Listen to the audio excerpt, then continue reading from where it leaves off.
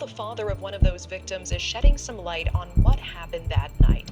Steve Gonsalves says that there is evidence that his daughter Kaylee was trying to escape, but was trapped both by the attacker and another one of the victims. Because the reality is if they cannot prove a motive, it's going to be very difficult to build the case and put Bryan Kohberger kind of the why he was at the scene and why he would do something like this.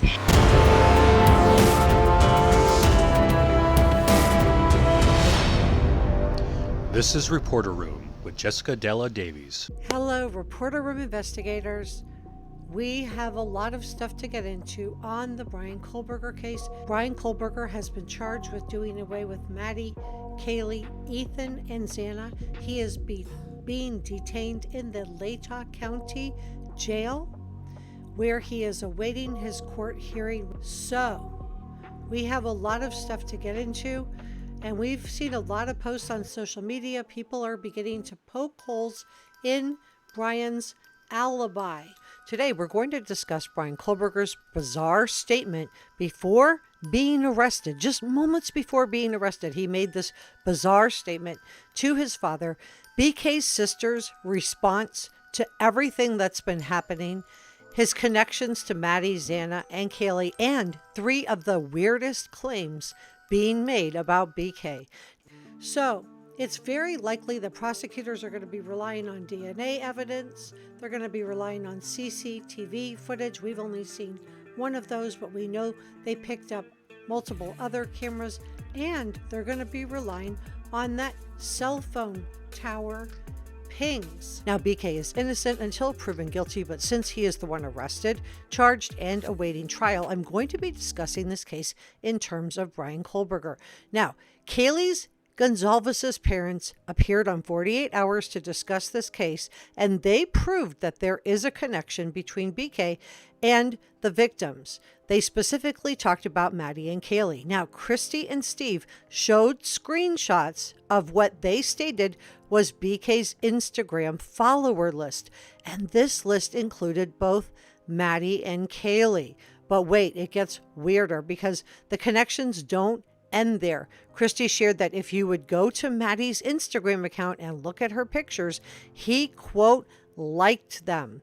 She said, quote, he had liked them. In fact, they stated that Bryan's name was under a lot of Maddie's pictures, liked her pictures, liked that picture, and that picture, and that picture, and that picture.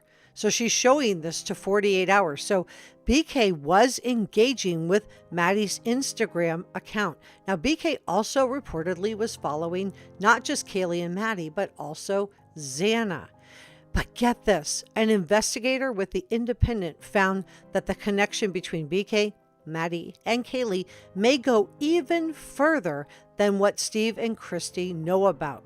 And I'm going to be discussing BK's bizarre statement to his father just moments before he was arrested, and his sister's comments, along with 3 weird things about BK in just a moment, so please stay with me. But get this, in addition to following Maddie, Kaylee, he was also following Xana.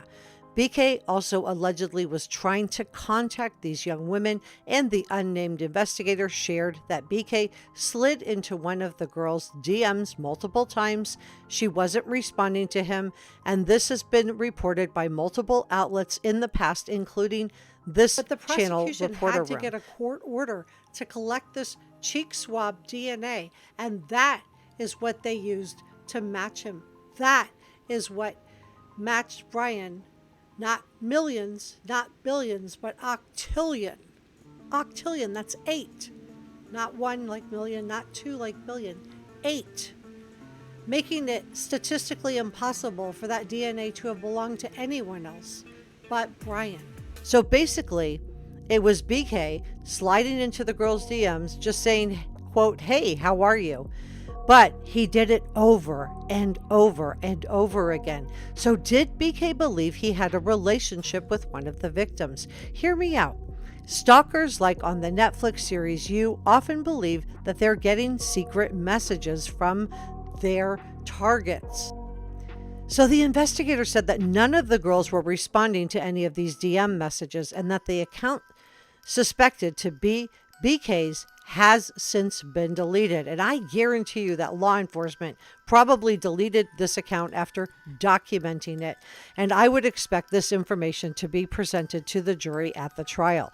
Now, I'm going to be talking about BK's sisters and that bizarre statement he made to his father, Michael, in just a moment, so please stay with me. If you haven't already subscribed, please do.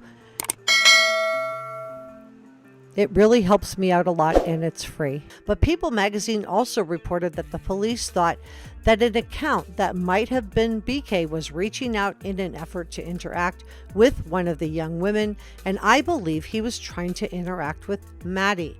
And I'm going to discuss BK's sister's comments on all of this in just a moment, but let's dive into the top 3 weirdest things that we have learned about BK, and then we're going to talk about his sisters and the bizarre statement he made to his father right before he was arrested. 1. As NBC News reported, BK was accused of making inappropriate comments to multiple female staff and patrons at the Seven Sirens Brewing Company in Pennsylvania, where he grew up. This was just a few months before he moved to Pullman, Washington. It was reportedly so bad that they kept notes on BK. 2. A female Washington State University student that BK tended and befriended alleges that he broke into her home just months before the November 13th crimes at the 1122 King Road house. She said someone had, quote, touched her stuff and that nothing was stolen. Remember, Xana's dad had changed the locks on Xana's door? Is this related? Was he also in the 1122 King Road house, maybe going through people's stuff? So the whole thing seemed like an intentional act to frighten her off. And this is according to FBI profiler Greg Cooper. Now, he says that he believes that BK most likely did all of this. He orchestrated this entire break-in situation so that she would come to him for help because he offered, get this, BK offered to establish a home surveillance system for her, and it's being reported that he may have had access to the video cameras. So was he spying on her? So according to the FBI profiler Greg Cooper, he says that this would have given him another level of power and domination and control over another person. 3. BK was reportedly arrested in 2014 for stealing his own sister's iPhone. Can you imagine living with someone who would actually steal from you? That same year, BK's father, Michael, reported his theft to the police, but the infraction seems to have been removed from BK's criminal record. However, I believe that law enforcement still would have been able to pull this information up, and that this may be why BK did not get that law enforcement job he had applied for. Let's discuss BK's sisters. He has 2 of them, and one of them has spoken out. One of Bryan's sisters, who was not identified by the source, was also interviewed by law enforcement right after he was arrested, and you're not going to believe what he said to his dad just before he was arrested, but we'll get to that in a second. In the interview with BK's sister, she was reportedly in, quote, utter disgust against her brother. So apparently none of BK's family members, not one of them, have ever gone to visit him in jail. I think this is very telling. And at least one of his sisters has cut all ties with him. This is according to a family friend. The family friend stated, quote, when the authorities broke the horrifying news about Bryan's crimes to his sister, her reaction wasn't shock, but more of a deep-seated disgust. The family has the firm belief that a destructive influence met during BK's, and I'm watching my words, medication-related struggles may have instigated this tragedy. And this sounds to me like a family just trying to make sense of a really awful situation for them. Now, according to this family friend, Michael told him that his son, Bryan, had said something that caught his attention moments before police took him away and arrested him. So he said, quote, Mike mentioned days after the arrest that Bryan uttered something to the effect of, quote, it's their fault. I'm in this mess minutes before police arrested him. So the family friend said that nobody really understood who BK was talking about when he said it's their fault. Who was the there? So he said, quote, it's known that Bryan always tried to place blame on others or find a scapegoat. Wow. And this is really typical, you guys, of people who have medication issues. They're always putting the blame onto someone else. It can never be their fault. Let me know what you think in the comment section below. Subscribe, and thanks for watching.